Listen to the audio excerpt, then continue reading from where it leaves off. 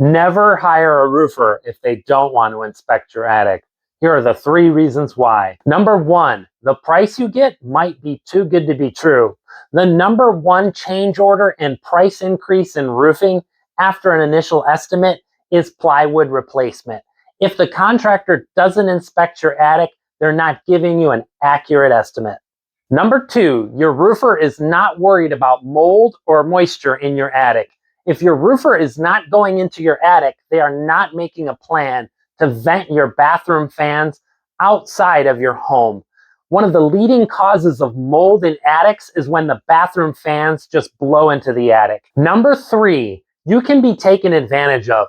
Many times people get roof replacement estimates when they think they have a leak, but the water is actually being caused by something else, like a chimney leak, B-vent leak, plumbing leak, or even a furnace leak. And they spend tens of thousands of dollars on a new roof and they still have a problem.